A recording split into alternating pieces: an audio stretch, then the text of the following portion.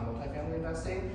This presentation is always the one that we do at the beginning of the year, just because everybody likes either new investors or just wants a refresher. It's also always our most popular, usually like about 100 people show up. So it's the same presentation, and it really gets back down to basics of like just the very, very basics of real estate investing, and we'll just kind of walk through that, all right? So, I've never done this before, so. Very basic question. Why? Why would you invest in real estate? What can anybody give me any reasons? Why are you interested in investing in real estate? It never loses all its value. It never loses all its value. What else? Appreciation. Appreciation. What else? The guarantee is the asset itself. The guarantee is the asset itself. Anything else? Any other reasons? What? Those are all good reasons. Those are all excellent reasons, right? So what I always say is that these are the main reasons that I see people investing in real estate, right? First is passive income, right? So the idea of passive income, right, is always like, I make money while I'm sleeping, right? Like I'm not having to do anything actively. This is my wife and partner, Diana. So a lot of people like real estate specifically because it brings them passive income, right? Appreciation, I heard that. That was one of the reasons, right? Is like, your underlying asset can appreciate over time, right? Especially here in Southern California, right? Generally speaking, we've been very lucky. We live in an area where there is appreciation. Now I heard somebody said, like, you can never lose your that's not true, right? Like we've seen devastating wildfires in Valley. We've seen places where people have lost almost everything, although they haven't lost the land itself, right? So any investment, there's a risk, right? But generally speaking, most people invest because they feel like real estate's a fairly safe asset and therefore usually get some type of appreciation. Another major reason, I didn't hear anybody say this, is leverage, right? Generally speaking, some people do, of course, buy real estate in cash, right? But it's rare, right? The vast majority of people don't buy it, they usually buy it with what I call leverage or other people's money, mostly the bank, right? And you're only putting down whatever percentage you put down, right? Could be anywhere from 3% to 20% to 50%, but it's still, you're using the other people's money for the rest of the property. It's not a lot of assets. You can do that without tremendous risk, right? You want to buy stocks, you can borrow people's money for stocks, but they can do a margin call, right? If your stock goes too low. It's not the case with real estate, right? Usually your rates are set for a very, very long time. That's what makes it a fairly safe asset for leverage. Another thing I didn't hear was the tax advantages, right? There are lots and lots of advantages built into the real estate code. These are my kids. Reason I invest in real estate. College fund, right? Yeah. Okay. Thank you. So the tax code is very, very friendly for real estate investors. There's something, just a simple thing, depreciation, right? Depreciation is literally just something like the tax code made up, right? That allows you to write off tremendous amounts off your taxes, right? So that right there are many other reasons, but that's one, right? And the other major one is the 1031 exchange, right? So who here knows what 1031 exchange is? Okay, most of you do, okay? So the 1031 exchange is one of the few ways in the tax code which allows you to get outside of capital gains taxes. You do that with any other asset, crypto, stocks, you sell a business, whatever. All those require capital tax, you'll have to pay capital gains tax. But if you do a 1031 exchange in real estate, you can defer that capital gain. Okay, so that's a major, major advantage. Now, tell me why you wouldn't invest in real estate. What are the cons? Does anybody know? Dealing with people. Dealing with people, that's an excellent reason. What else? Rising construction costs or Rising expenses. Okay. What else? Mortgage rates. Mortgage rates right now are not great. What other reason you wouldn't invest in real estate? I have a few. Okay. So first is that it requires, please have a seat wherever you want. I had to get to the back. Oh, please, go ahead. Sorry. No, you're good. So one is that, it does require capital, right? And not everybody has capital, right? And often requires more capital than you may even realize at first, right? So that's something always to consider. It's not a liquid investment, right? It's not like stocks where you can pull out your money if you need to sell it, right? Or your savings account or anything like that, right? It can be difficult to pull your cash out of a real estate. Not that you can't, but it takes a minute. People, management, right? You have to deal with people. And that can be an X factor often with real estate, right? Because you don't know what or who you're dealing with, and that can be difficult. Expenses, I think somebody said, rising expenses, right? All these things are going up, right? Property taxes, insurance particularly, utilities, maintenance, these things are all going up, okay? And then the last X factor, which I didn't hear anybody say, which is what I call the legislative one, right? Because constantly the rules are changing, especially here in California, right? There's statewide rules, there's county rules, there's city rules. You have to know all these things if you're a landlord, if you own property, you have to understand rent controls. You have to understand if there are any moratoriums. These all affect your business and your potential bottom line, right? Okay. Now, probably the first question I always get is how do you figure out how much it's worth? How to value an income property? Now, has anybody heard of this formula, the gross rent multiplier? Okay. So this is considered maybe the quickest, dirtiest way to figure out how to value a property. Basically, it's a very simple formula. It's basically you take the price that they're listing it at, right? How much the seller says it's worth, okay? Can you put it? Please, this is highly encouraged, take pictures. You have the purchase price, you divide it by the income, the yearly income of the property. And that number gives you a number called a GRM, gross rent multiplier, okay? It's basically how many years of income it would take you to get to the purchase price, right? Basically, right? It's a very quick and dirty way, okay? So let's do an example. So let's say the purchase price is 1.2 million, right? And the property earns 120,000 a year, okay? So what's the GRM? 10, right? Very simple. I have a question for you now. If you see a property in the city of Los Angeles and it has a 10 GRM, is that a good deal or not a good deal? A good deal. Yeah. Why is it a good deal? Because if you have a mortgage of 30 years, you're paying in a third of the time. Okay, that's one way to look at it. What else? If by 10 years, the value will have more than likely increased. Okay. And it will probably be worth more than 1.2. Okay, what else? Those numbers are pretty good for 1.2 million. Right. You know how I know this is a good deal? Because the average GRM in Los Angeles is a 15. So I know this guy is underpricing his value. So, and I always say, one of the things I say as an investor myself, a little bit more about me. I'm a commercial real estate broker, right? I'm a property manager, but I'm also an investor and a landlord myself. So I'm always looking for deals, as are my clients, right? When I'm looking at this deal, I'm like, whoa, like he's pricing it or she's pricing it at a 10 GRM. To me, that says I'm getting a great deal. I could literally turn this around and sell this for 15 GRM. Somebody tell me what that price is. 18? 1.5 million. How would I figure that out? Just add 50% more. Well, sorry, you probably didn't realize it was math at all. It's 15 times 120. What's that? Does anybody have a calculator? 15 times 120,000. 180,000?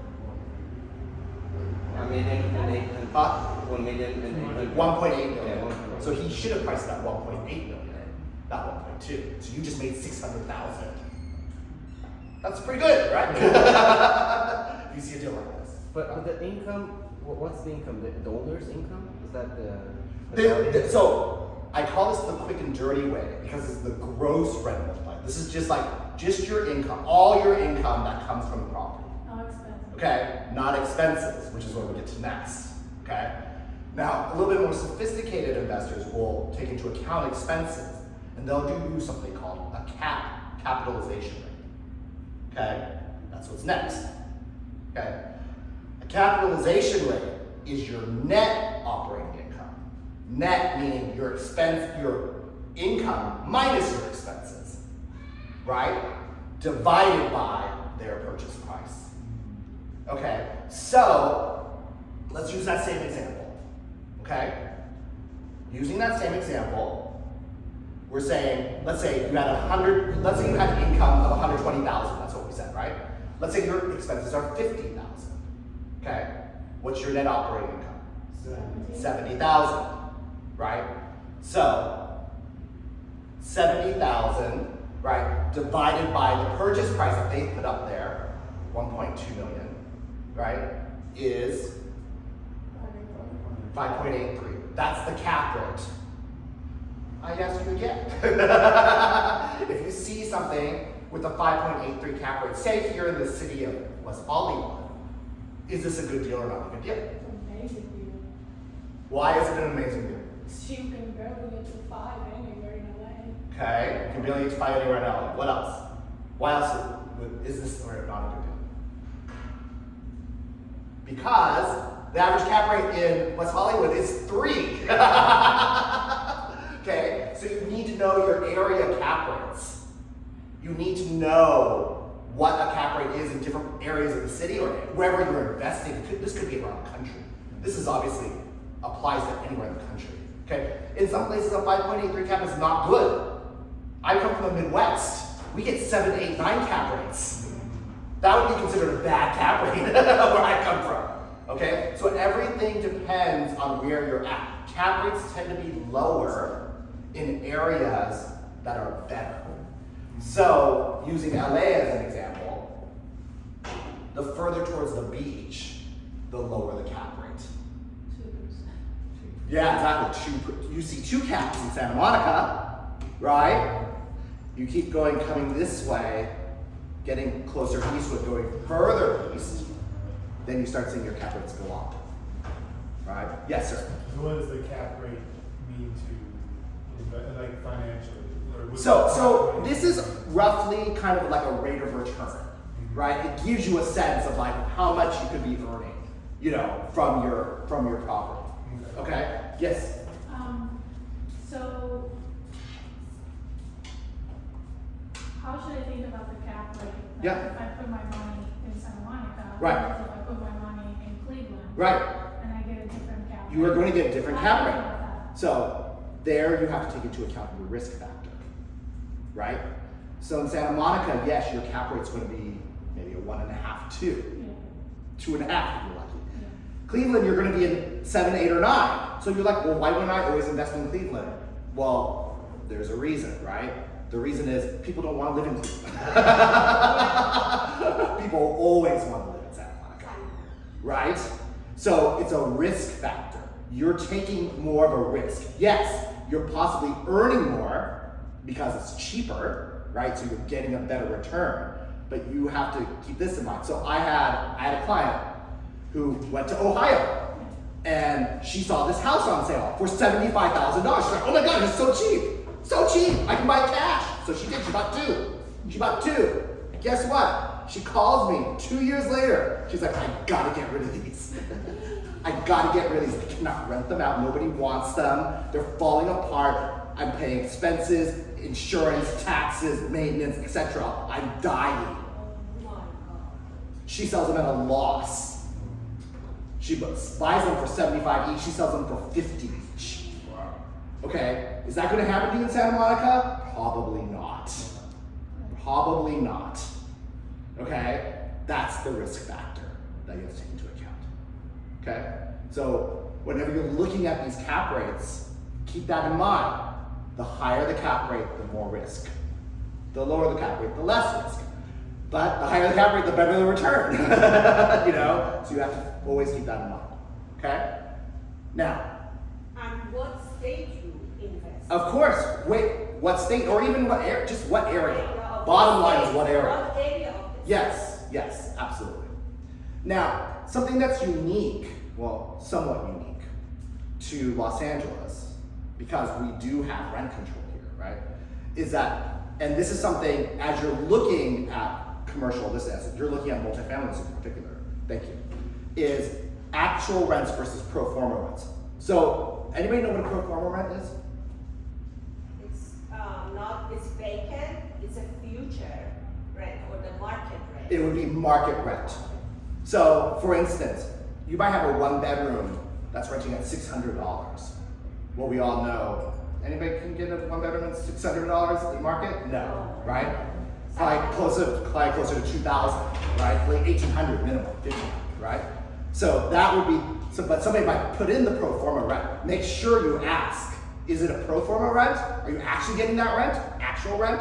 Or is it a pro forma rent, a market rent, okay? When you're buying, think about how you want to hold your title. How do you want to, own this property?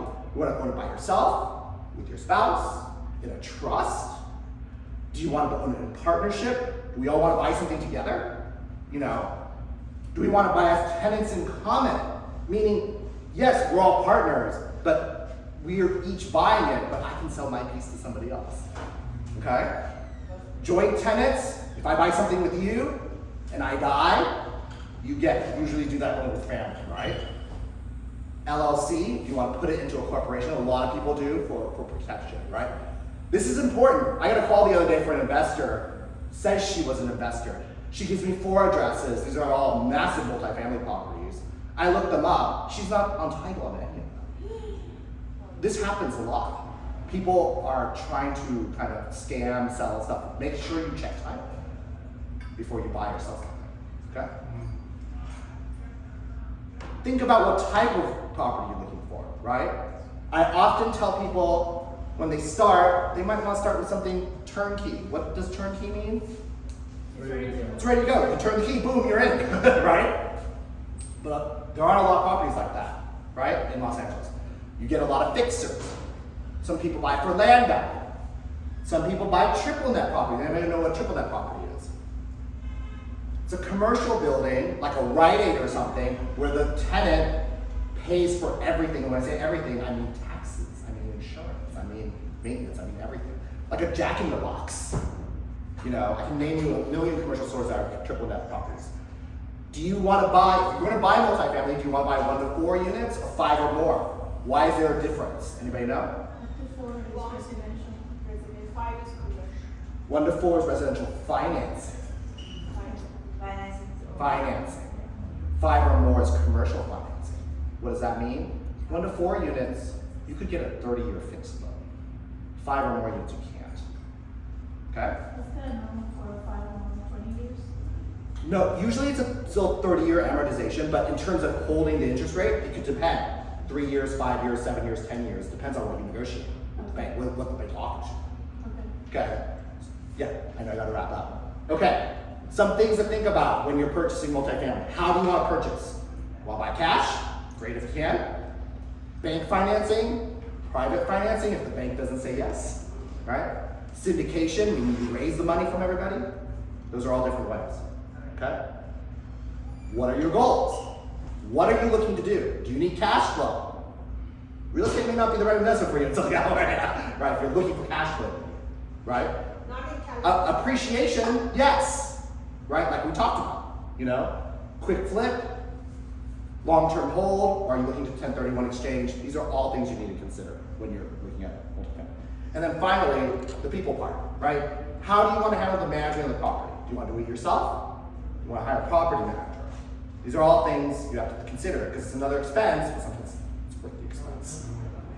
Okay? And what do you want to do next? I would say start looking online, start trying to find properties that may not be on the market. How do you find that? get together with the right team. Find people who are in the market already. You know, I get off-market stuff daily, literally. You know, come to seminars like these. At our meetup group, we always want deals and needs. People do deals in the room. You know, so this is how you find out. This is how you find properties that make sense. I always say probably the most important piece about it, you make your money on the buy. Remember that property at the very beginning where I said it was a 10 GRM? You make your money on those if you find the right buy. Okay? This is me. If you guys have any questions, feel free, I'll leave my card here. All right? Thank you so much for coming. Thank you.